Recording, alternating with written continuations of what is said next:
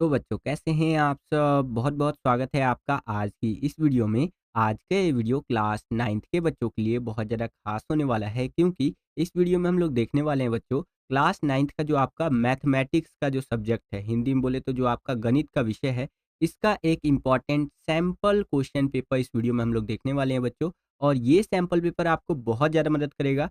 जो आपका 5 मार्च को यहाँ पर एग्ज़ाम होने वाला है ना, 5 मार्च 2025 को, और जिन बच्चों का 6 मार्च को पेपर होने वाला है फाइनल एग्ज़ाम, उसके अंदर ये सैंपल पेपर आपको बहुत ज़्यादा मदद करेगा क्योंकि जो भी क्वेश्चन यहाँ पर हम लोग डिस्कस करेंगे, इसमें से बहुत सारे क्वेश्चन्स आपके पेपर में डिट्टो रिपीट होकर के आ सकते हैं, इस बात की बहुत ज़्यादा संभावना है। तो अगर आपका मैथ्स वीक है, तो इस वीडियो को पूरा ज़रूर देखिएगा, ठीक है? और अगर आपका मैथ्स स्ट्रॉन्ग भी है, तो भी इस वीडियो को पूरा ज़रूर देखिएगा। आपकी जो प्रिपरेशन है, वो बहुत बढ़िया तरीके से मैं करवा दूँगा, ठीक है?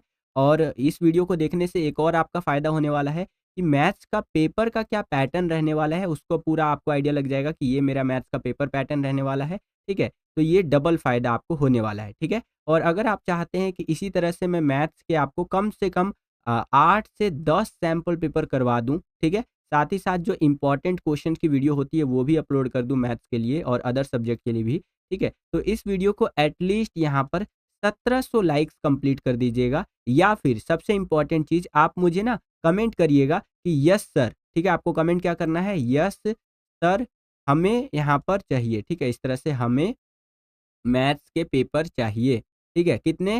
7 से 8 या फिर 8 से 10 कह लीजिए, 8 से 10 सैंपल पेपर हमें चाहिए मैथ सब्जेक्ट के। अगर आप खाली इतना भी कमेंट कर देते हैं ना कि यस सर मैथ्स के पेपर करवाइए, इस तरह से करके अगर यहाँ पर 1000 कमेंट भी आ जाते हैं, 1000 कमेंट या फिर मिनिमम 800 कमेंट भी आ जाते हैं, कितने? मिनिमम 800 कमेंट भी आ जाते हैं इस वीडियो के ऊपर, तो मैं आपको यहाँ पर प्रॉमिस करता हूँ, कम से कम मैं आपको 8 या फिर 10 सैंपल पेपर तो ज़रूर करवाऊँगा बच्चों, ठीक है?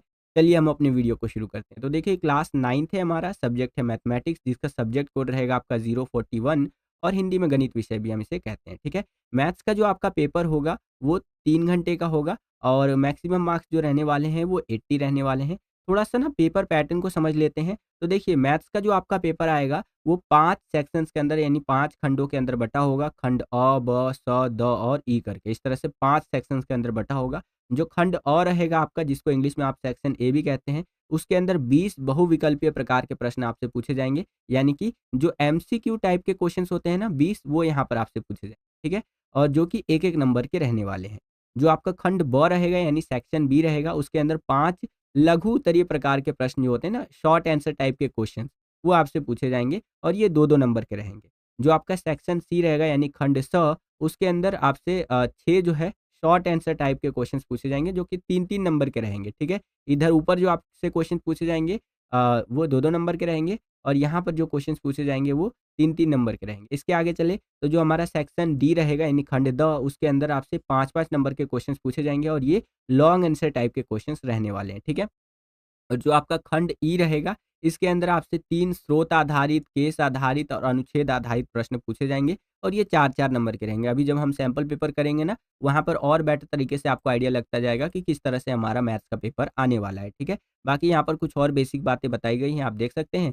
सेम यही चीज़ आपका इंग्लिश मीडियम में जनरल इंस्ट्रक्शंस करके रहता है, तो अगर इंग्लिश मीडियम में आप देखना चाहते हैं, तो देख सकते हैं, ठीक है? तो ये कुछ इम्पोर्टेंट बातें रहीं, जो आपका मैथ्स का पेपर होने वाला है।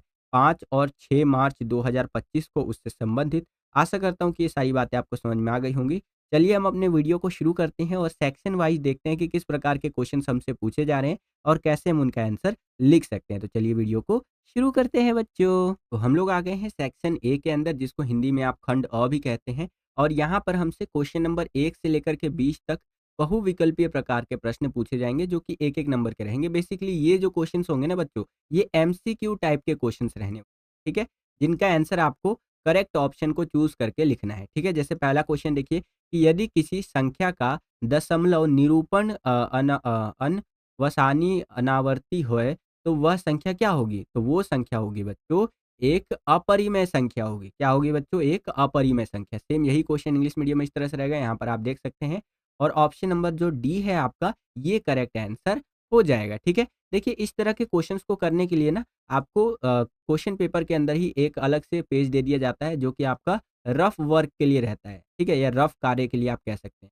तो वहाँ पर आप जो है रफ कार्य करके उसके अंदर आप करके ज़रूर देखिएगा कि क्या करेक्ट आंसर होगा। या फिर मैं आपको सजेस्ट करूँगा कि जो आपकी कॉपी आती है ना आंसर शीट जिसके अंदर आप आंसर लिखते हैं, तो वहीं पर स्केल से लाइन खींच लीजिएगा और यहाँ लिख दीजिएगा रफ कार्य, ठीक है? यानी रफ वर्क जिसको इंग्लिश में कहते हैं और यहाँ पर प्रॉपर ना करके दिखाइएगा, जिससे कि टीचर भी देखे अच्छा हाँ, बच्चे ने रफ काम कर रखा है यहाँ पर और उस हिसाब से आंसर दिया है। इसका मतलब ये है कि बच्चे ने प्रैक्टिस तो किया है, तभी यहाँ पर आंसर दिया है, तुक्का नहीं मारा है।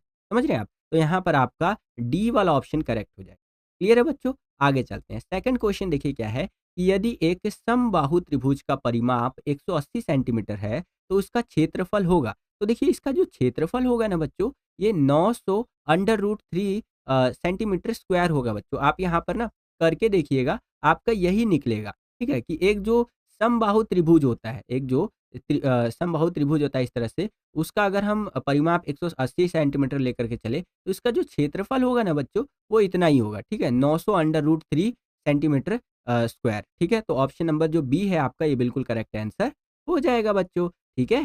सेम यही क्वेश्चन इंग्लिश मीडियम में इस तरह से रहेगा और ऑप्शन नंबर बी आपका करेक्ट आंसर हो जाएगा। और देखिए इसी तरह से कम अगर आप हमारे चैनल पर 8 से 10 सैंपल क्वेश्चन पेपर की वीडियो चाहते हैं, तो आप कम से कम 800 कमेंट तो कर ही दीजिए, ठीक है? और कमेंट क्या करना है कि यस सर हमें यहाँ पर मैथ्स के सैंपल पेपर करवा दीजिए। हम चाहते हैं कि आप हमें 8 से 10 सैंपल पेपर करवाइए। मोस्ट इम्पोर्टेंट है बच्चों, कमेंट ज़रूर कीजिएगा। जितना ज़्यादा से ज़्यादा आप कमेंट करेंगे ना, ठीक है? तो उतना ज़्यादा से ज़्यादा हम मोटिवेट होंगे कि हाँ, बच्चों को यहाँ पर चाहिए और हम आपको प्रोवाइड करवाएँगे बच्चों, ठीक है? चलिए, यहाँ पर थर्ड क्वेश्चन देखिए क्या है कि यदि 3 ज़ीरो रैखिक समीकरण 2x + 3y = k का एक हल है, तो k का मान क्या होगा? तो k का मान होगा बच्चों 6, ठीक है? आप करके देख लीजिएगा, आपका 6 ही आएगा।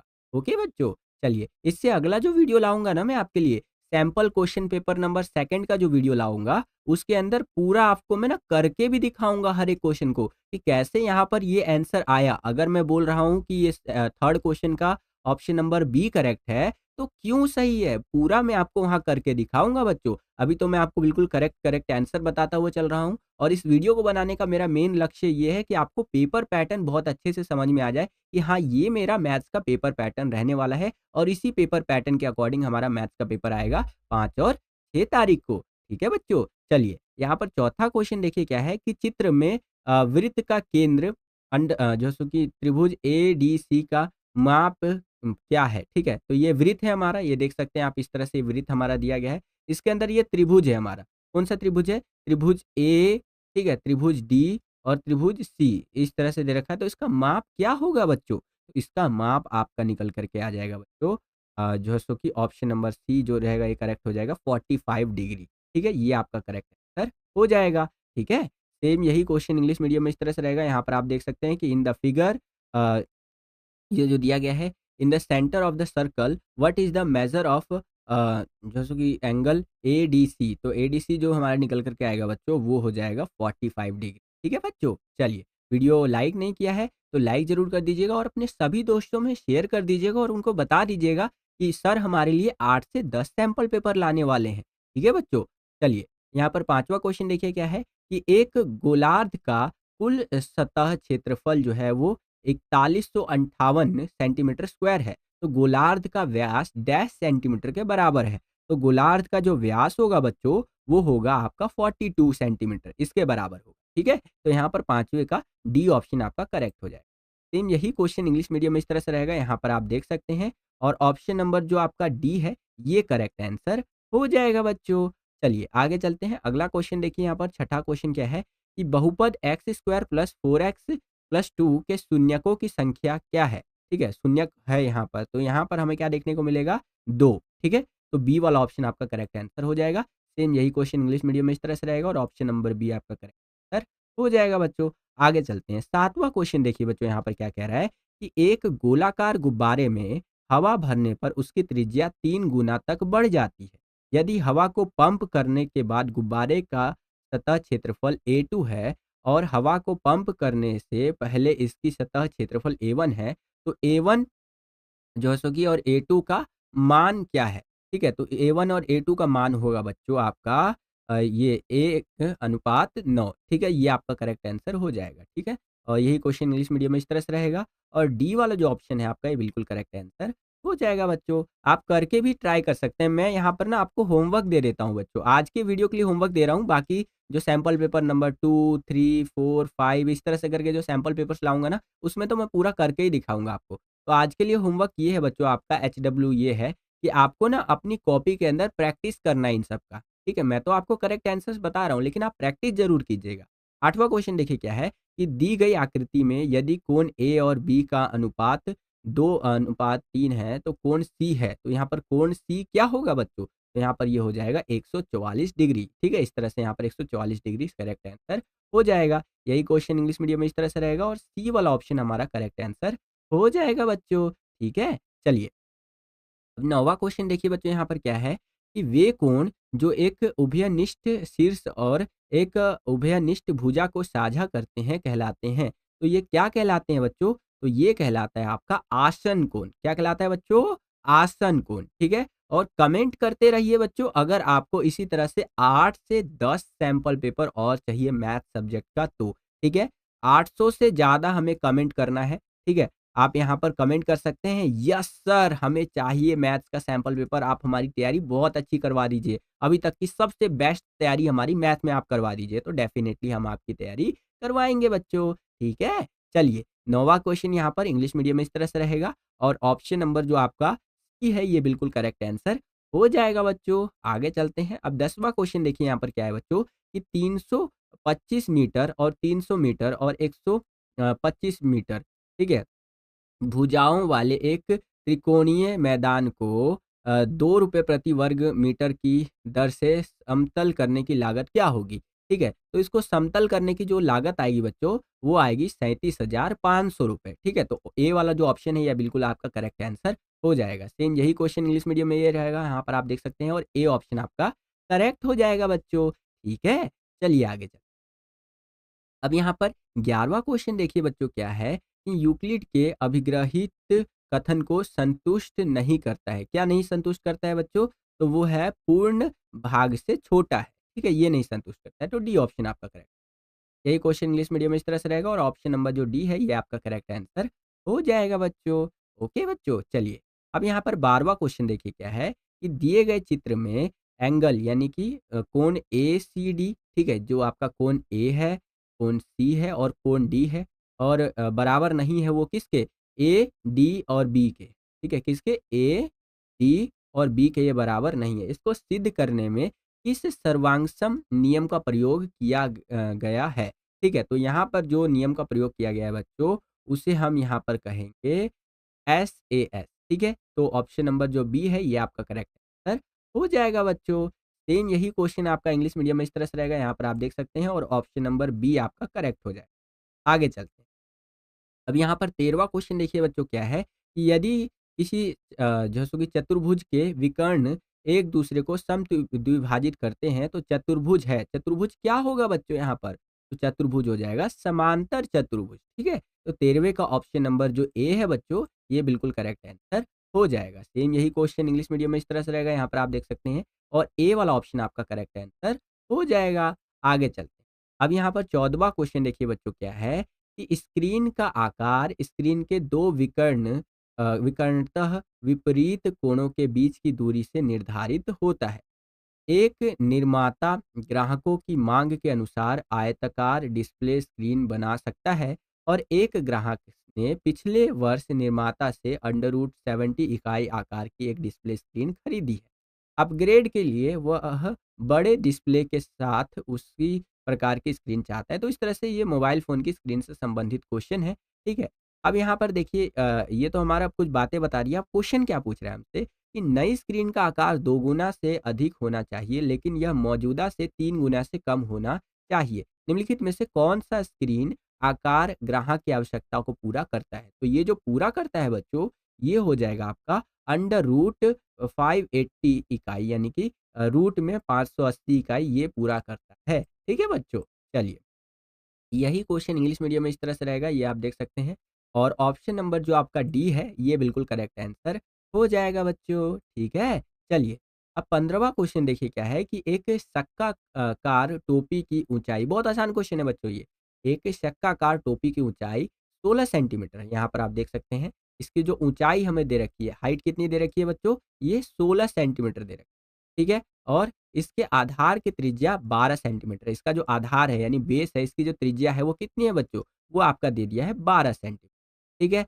तो आगे वो देखिए क्या बोल रहा है कि इसकी जो सो कि तिर्यक ऊँचाई है, तो इसकी तिर्यक ऊँचाई क्या होगी बच्चों? तो ये होगी 20 सेंटीमीटर। आप निकाल करके देख लीजिएगा, यही आंसर आएगा।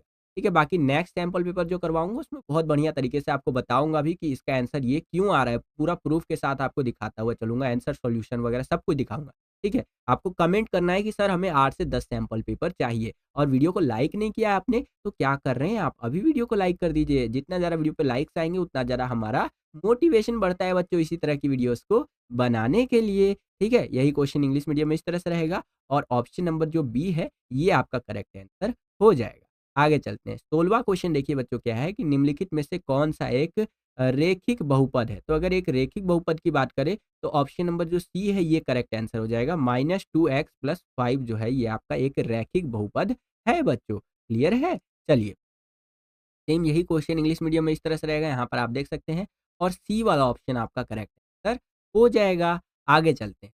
17वाँ क्वेश्चन देखिए बच्चों यहाँ पर क्या है कि वर्ग अंतराल 100 से 100 - 110 वर्ग चिन्ह है, तो यहाँ पर वर्ग चिन्ह क्या होगा बच्चों? तो ये होगा 105, ठीक है? ये आप करके देख लीजिए। तो बी वाला ऑप्शन आपका करेक्ट हो जाएगा।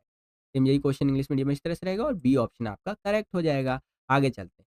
18वाँ क्वेश्चन देखिए बच्चों क्या है कि एक द्विबाहु त्रिभुज का आधार 30 सेंटीमीटर है। इसका क्षेत्रफल है, तो इसका क्षेत्रफल कितना निकल कर के आ जाएगा? तो ये निकल कर के आ जाएगा बच्चों आपका ऑप्शन नंबर जो यहाँ पर डी है ये करेक्ट आंसर हो जाएगा 450 सेंटीमीटर स्क्वायर, ये निकल कर के आ जाएगा। ठीक है? बाकी यही क्वेश्चन इंग्लिश मीडियम में इस तरह से रहेगा, यहाँ पर आप देख सकते हैं एंड 450 जो सो कि सेंटीमीटर स्क्वायर ये हमारा करेक्ट आंसर हो जाएगा बच्चों। ठीक है? चलिए। अब 19वाँ क्वेश्चन देखिए बच्चों यहाँ पर क्या पूछ रहा है हमसे कि अभिकथन और ये कारण दे दिया है बेसिकली असर्शन एंड रीज़न वाला क्वेश्चन है। ठीक है? अभिकथन क्या कह रहा है इसमें कि यदि A = 35 डिग्री और B = 145 डिग्री है तो कोण A और B कोणों का एक रैखिक युग्म बनाते हैं। ठीक है जी, ये तो अभिकथन कह दिया। अब यहाँ पर कारण क्या कह रहा है, रीज़न क्या कह रहा है कि कोणों के एक रैखिक युग्म का योग जो होता है वो सदैव 180 डिग्री होता है। ठीक है? तो यहाँ पर आपका करेक्ट आंसर हो जाएगा ऑप्शन नंबर ए यानी कि अभिकथन और कारण दोनों सही है और कारण अभिकथन की सही व्याख्या है बच्चों। तो ये ए वाला ऑप्शन आपका बिल्कुल करेक्ट आंसर हो जाएगा। कई बारी बच्चों को हिंदी मीडियम में समझ नहीं आता है तो इंग्लिश मीडियम जरूर चेकआउट कर लिया कीजिए, ठीक है? ये आप देख सकते हैं और ए वाला ऑप्शन आपका करेक्ट आंसर हो जाएगा बच्चों। ठीक है? चलिए, अब 20वां क्वेश्चन देखिए बच्चों यहाँ पर क्या पूछ रहा है हमसे, ये भी अभिकथन और कारण वाला है। देखिए यहाँ पर आप मैक्सिमम जितने भी आप मार्क्स स्कोर कर सकते हैं ना, कुछ उस टाइप के क्वेश्चन आप मान सकते हैं। क्योंकि देखिए, जितना ज़्यादा आप प्रैक्टिस करेंगे उतना ज़्यादा आपके लिए बेटर है और ये क्वेश्चन्स क्या है कि फटाक से आंसर्स आ जाएँगे आपके दिमाग में कि इनका आंसर क्या होने वाला है। ख़ैर, तो 20वें क्वेश्चन में भी अभिकथन कारण दिया है। अभिकथन क्या कह रहा है कि यदि x = 1 और बहुपद 2x² प्लस kx माइनस 12 का शून्य है, तो k = 10 है। ठीक है जी, और कारण कह रहा है यदि x = a और बहुपद f ब्रैकेट में x का शून्य है, तो f माइनस a बराबर 0 है, ठीक है? तो यहाँ पर अगर हम बोले तो सी ऑप्शन करेक्ट हो जाएगा कि अभिकथन सही है लेकिन कारण जो है वो गलत है। ये वाला जो है ना ये गलत है लेकिन अभिकथन तो सही बोल रहे हैं आप। ठीक है? तो सी ऑप्शन आपका करेक्ट हो जाएगा। सेम यही क्वेश्चन इंग्लिश मीडियम में इस तरह से रहेगा, यहाँ पर आप देख सकते हैं और ऑप्शन नंबर जो सी है ये आपका करेक्ट आंसर हो जाएगा बच्चों। ठीक है? चलिए, इसके आगे चले तो अब हमारा आ जाता है खंड ब यानी सेक्शन नंबर बी। तो ये सेक्शन हो गया और इसके आगे वाले सेक्शंस हो गए। ठीक है? इनको मैं आपको नेक्स्ट जो हमारा मैथ्स का सैंपल पेपर का वीडियो आएगा ना उसमें करवाऊँगा। ठीक है? बाकी आप यहाँ पर देख लीजिए, मैं आपको पूरा का पूरा दिखा देता हूँ। ठीक है? बाकी जो हमने एमसीक्यू भी किए ना बच्चों इस वीडियो के अंदर, तो उसको भी मैं पूरा एक्सप्लेन करके अगली जो सैंपल पेपर की वीडियो आएगी उसमें पूरा एक्सप्लेन करके बताऊँगा और 8 से 10 सैंपल पेपर करवाऊँगा बच्चों मैं आपको। अगर आप कम से कम 800 कमेंट कर देते हैं तो, ठीक है? क्योंकि देखिए 10 sample paper is a very big task. तो अगर आप 800 कमेंट कर देते हैं, ठीक है? और कमेंट में क्या करना है आपको? सिर्फ़ इतना लिखना है यस सर हमें यहाँ पर मैथ्स का सैंपल पेपर चाहिए, ठीक है? तो इस तरह से आप यहाँ पर अगर कमेंट करते हैं, तो मैं डेफ़िनेटली आपके लिए 8 से 10 सैंपल पेपर ये आऊँगा बच्चों। बाकी यहाँ पर आप पेपर देख सकते हैं, इस तरह से ये हिंदी मीडियम में है और इंग्लिश मीडियम में भी मैं आपको यहाँ पर दिखा देता हूँ बच्चों, ये आप अपनी स्क्रीन पर देख सकते हैं बच्चों, ठीक है? चलिए, तो ये आप अपनी स्क्रीन पर देख सकते हैं, ठीक है? इस तरह से इंग्लिश मीडियम में आपका रहने वाला है। ओके बच्चों, हिंदी मीडियम मैंने आपको दिखा दिया और आशा करता हूँ कि आपको हिंदी मीडियम में समझ में आ गया होगा, इंग्लिश मीडियम में यहाँ पर आप देख ओके बच्चों, ये सारे क्वेश्चंस आपके एग्ज़ाम के पॉइंट ऑफ व्यू से बहुत ज़्यादा इम्पोर्टेंट है बच्चों। जो आपका मैथ्स का पेपर होने वाला है ना 5 और 6 मार्च को काफ़ी ज़्यादा इम्पोर्टेंट ये रहने वाला है, ठीक है? चलिए, तो ये था आपका सैंपल पेपर जिसके अंदर हमने क्या-क्या चीज़ें डिस्कस की। मेनली जो हमारे एमसीक्यू क्वेश्चंस होते हैं उनका सॉल्यूशन देख लिया हमने और जो आगे के सेक्शंस हैं उनके लिए हम लोग यहाँ पर 7 से 8 सैंपल पेपर या 10 सैंपल पेपर तक करवाएँगे बच्चों, तो उसको ज़रूर देखिएगा, ठीक है? और कमेंट में लिख दीजिएगा यस सर हमें चाहिए मैथ्स का सैंपल पेपर और पेपर का क्या पैटर्न है वो हमने समझ लिया कि मैथ्स के पेपर का ये पैटर्न हमारा रहने वाला है। ठीक है बच्चों? तो बस बच्चों यही था आज का ये वीडियो। आशा करता हूँ आपको ये वीडियो पसंद आया होगा। अगर आपको ये वीडियो पसंद आया है तो ज़्यादा से ज़्यादा इस वीडियो को लाइक कीजिए और लाइक के साथ-साथ आप कमेंट करके बोलिए कि यस सर हमें मैथ्स का सैंपल पेपर चाहिए। ठीक है? तो इस वीडियो के लिए इतना ही। मिलता हूँ आपसे अगली और एक्साइटिंग वीडियो में। तब तक के लिए खुश रहिए, खुश रखिए सभी को। जय हिंद, वंदे मातरम।